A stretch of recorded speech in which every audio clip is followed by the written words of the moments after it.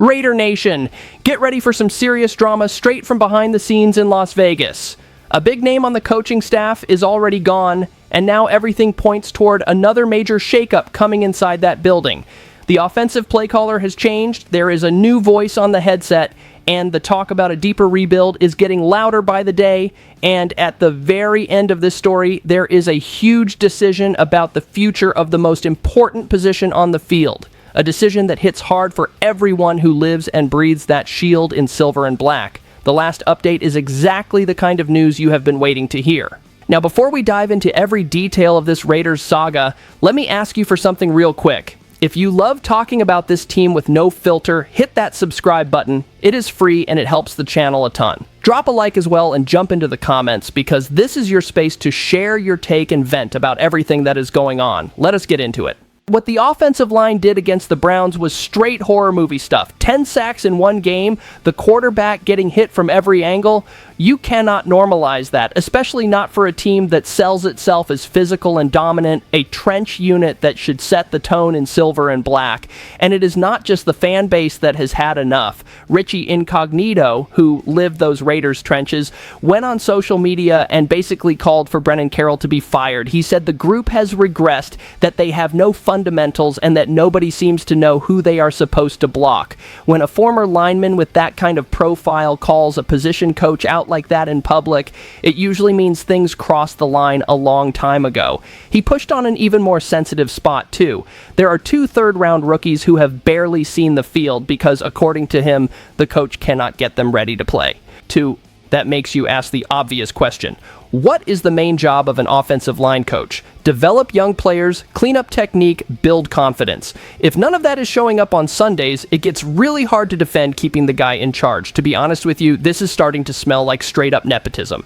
Brennan is delivering very little, and happens to be Pete Carroll's son on top of that. And the question that will not leave the mind of anyone who lives for this shield is simple.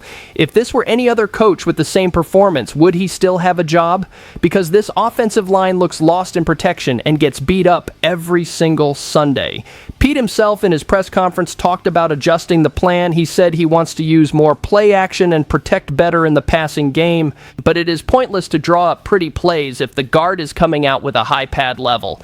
The tackle is late with his sets, and the center is blowing communication calls. Bad technique kills any scheme. The strangest part is that the core of the line is almost the same as before. The personnel is similar, but the results are way worse. When the talent level is about the same and the performance falls off a cliff, the math is simple. The problem is in the way they are being coached. Man, I honestly do not even know if I should laugh or cry watching the same mistakes over and over every week. That is why all this behind-the-scenes talk about changing the voice in that room, even if it means Joe Philbin taking over for the rest of the season, starts to make a lot of sense. A new leader in the meeting room, a different eye on the practice field, someone who is not carrying the weight of being the head coach's son. Sometimes just changing the leadership is enough to raise the standard and bring some real accountability back. And that bleeds into the locker room. Players notice when someone is protected by the last name and not by the work they put in. If the message becomes everyone is held accountable except the guy with the right family connection, you start to lose the group and the vibe on the sideline turns sour fast. This kind of breakdown from a Raiders fan to other Raiders fans, you only get right here. So tell me, in your eyes, is it already past time to fire Brennan Carroll now, or can you still justify waiting and leaving the bigger cleanup for the end of the season? Think about that, because in the next story, the pressure cranks up even more on Pete Carroll and the entire leadership group. Right now, the criticism is sitting squarely in Pete Carroll's lap, and there is not much he can do to dodge it. After that embarrassing loss to the Browns, the team already fired the highest-paid offensive assistant on the staff. When an owner is willing to eat that money and swallow his pride to fire a coordinator in the middle of the season, it means the patience level has dropped to 0.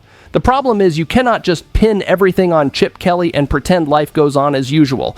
The offense was poorly built, poorly coached, and poorly adjusted. But the person who signed off on this entire project is the head coach. Advanced age, urgency to win now, shortcuts in the rebuild. That whole combination has Carroll's fingerprints all over it. Outside the building, the national media has already put the Raiders in the biggest disappointment of the year category. There are analysts calling that loss to the Browns the lowest point for the franchise in a long time. And that stings, because we all know this roster does not lack individual talent. What it lacks is a real plan, solid execution, and a minimum of alignment between what they say at the podium and what shows up on the field. The most frustrating part is this feeling of a team stuck in limbo. It is not a young roster in a clearly announced rebuild. It is also not a finished product that can seriously chase a title. It is an expensive Frankenstein with no identity, thrown together to speed up the process just because the head coach does not have years to wait. Man, it really feels like someone tried to skip all the steps in franchise mode and everything blew up. To be honest with you, it is getting harder and harder to argue that Carroll is the right guy to lead a full-scale reset. The outside chatter is already about blowing it up, cleaning house, and accepting that this group is not going anywhere as currently built. If you are going to hit the reset button, maybe the smartest move is to bring in a new head coach who is fully on board with a long runway from the start. The front office is deep in this conversation too. Mark Davis, paid for the most expensive offensive coordinator in the league, gave Carroll plenty of say, and even so, the on-field product is an offense that scares absolutely no one. The fans in silver and black are left wondering if anyone upstairs really knows what the plan is for the next few seasons. Inside the locker room, things can go south quickly. Players can feel when a project is being held together with tape. You swap coordinators, you change the play calls, but the foundation stays crooked.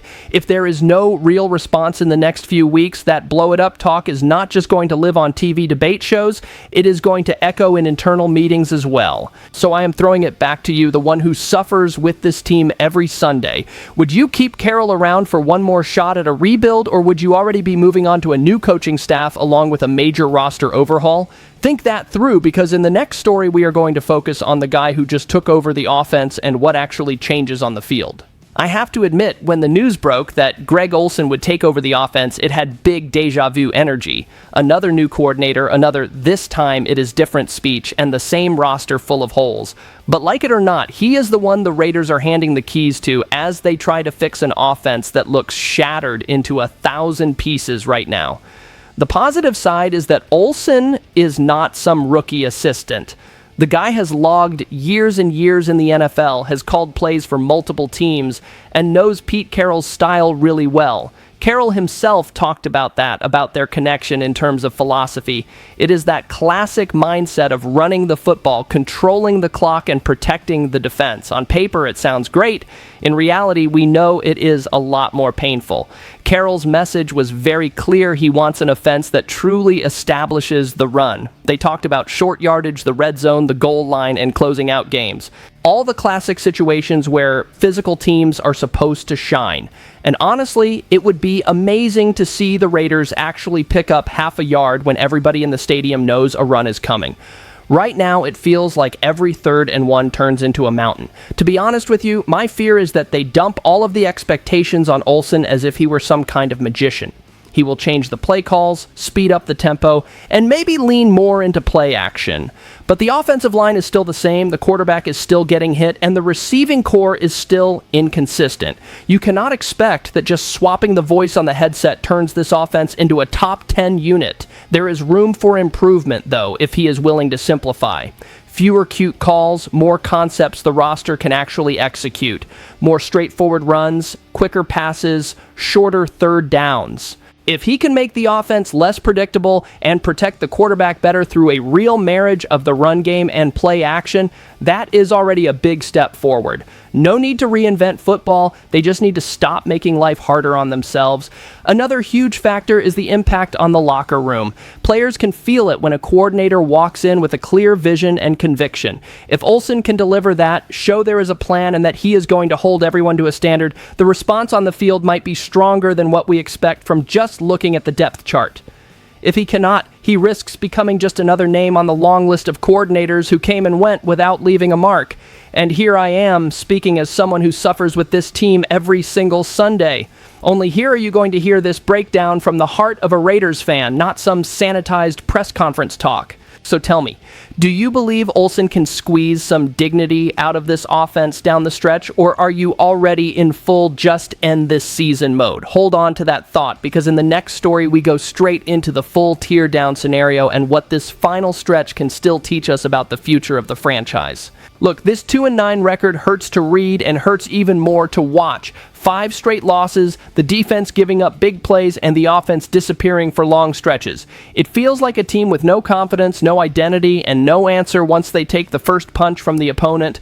It is the kind of Sunday that makes you question your life choices as a fan. That game against the Browns became the perfect symbol of all that. Getting blasted by an offense that has plenty of its own issues would already be rough, but letting a rookie quarterback shine in his debut while your own system has looked stuck since week 1 is flat out depressing.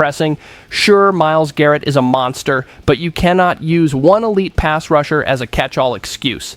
It was not just the score, it was the way it happened. The offensive line was overrun, Geno Smith never found a real rhythm, and the run game barely existed. Even special teams, which normally hold things together, could not provide a spark. It felt like every phase of the team kept finding a new way to make things worse on each drive. At some point, all you can do as a fan is shake your head and say, "This cannot be real." Outside of Vegas, people have already stamped this as one of the lowest moments in recent Raiders history. John Breach gave the Raiders a D grade and openly talked about blowing everything up and starting over. He pointed to poor quarterback play, a dominated offensive line, no room for the running back, and even special teams slipping below their usual standard. When a neutral analyst starts suggesting a full rebuild, you know the situation is rotten. To be honest with you, this whole "maybe it is time to tear it down" talk does not sound like an overreaction anymore. The team has a few key individual talents, but the whole does not fit together. It feels like a roster built in separate pieces by different people without one clear central idea. If this continues through the end of the season, it is going to be hard to argue against making heavy changes in both the locker room and the coaching structure. The rest of the year turns into a massive character test. Any player who checks out now shows a lot about who he really is in tough times. The ones who keep competing hard, even with the season sinking, earn serious credit with the fans in silver and black. Every snap becomes an evaluation rep for the 2025 season and beyond. It is also a big test for Pete Carroll himself. How he adjusts the plan, how he responds to criticism, and how he holds the locker room together in this kind of storm will say a lot about his future with the franchise. If the team stays flat with no real adjustments and no spark, the argument for a complete reset only grows stronger both outside and inside the building. And that is where you come in for this conversation. If this ugly stretch keeps going, are you on the side that prefers to blow it all up and accept a few years of honest rebuilding, or do you still believe it is possible to tweak things around a core of this roster? Drop your answer in the comments, because in the next story, we are heading straight into the most sensitive part of any rebuild. What to do at quarterback and how that decision changes the Raiders' path. You know that feeling of being stuck halfway across a bridge? That is exactly where the Raiders stand at quarterback right now. Geno Smith is not a complete disaster, but he is also nowhere near someone you fully trust as the future. He delivers in some moments, crashes in others, and the bad offensive line makes everything even messier. It is hard to separate what is on him and what is just pure chaos around him. From the outside, the cold analysis is already in. This roster is not ready to drop a first-round rookie into the fire and dump all the responsibility on the kid's shoulders. The read is simple. Before thinking about the next name under center, this team needs to fix the offensive line and reinforce the defense. Then they need to develop the receiver room better.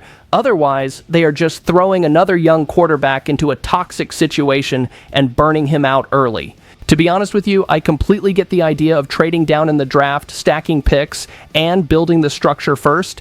It is not a pretty slogan, it is just the harsh reality. There is no point dreaming of a new savior when every Sunday we watch protection collapse and routes fall apart. Quarterback is not magic, it is the central piece of a puzzle that is currently twisted in every direction. At the same time, you can feel that Pete Carroll still believes in Geno as a locker room leader. After the loss to the Browns, he said as much, mentioning the number 7 along with Max Crosby as 2 of the strongest voices on this team. And that matters because real leadership does not just show up in highlights. It shows up at practice, on the sideline, and in those closed-door meetings after an ugly loss. The problem is that believing in your guy does not mean ignoring his ceiling. Geno has already shown who he is. He can run a functional offense if everything around him is at least somewhat stable, but the Raiders are nowhere near that. And that forces the front office to decide whether to roll with one more year of stability or start planning the changing of the guard more aggressively. One smart path would be to use Geno as an openly acknowledged bridge. Make it clear to the fans in silver and black that he is there to hold things together while the rest of the roster is rebuilt. Then, when the foundation is stronger, you go get the next face of the franchise. That could be 1 year from now, 2 years, maybe even 3. Better that than pretending he is the long-term answer and staying stuck in this limbo. This is exactly the kind of conversation we aim to have here, hitting both the emotional side for the fans and the cold reality of roster building and the draft. So, tell me, if the Raiders land a high pick, would you rather trade down and load up on talent across the roster or swing right away on a quarterback even with this many holes everywhere else? Your answer to that says a lot about how you see the future of this franchise, and that big picture is what I want to dig into in the next step, looking back at everything we talked about today with a little more perspective. Sometimes being a Raiders fan feels like a punishment, but that is exactly what keeps us attached to this team. An offensive line falling apart, the offensive staff changing midseason, and a collapsing record all scream that nothing is truly fixed yet. Anyone who lives for this shield knows that a real rebuild starts with facing the wounds and admitting the previous plan failed. I still believe that if this team finds the courage to make changes where it really hurts, we can eventually see a much stronger version of this franchise down the road. The fans in silver and black deserve a project that finally makes sense. So jump into the comments because this space belongs to everyone who lives the Raider Nation.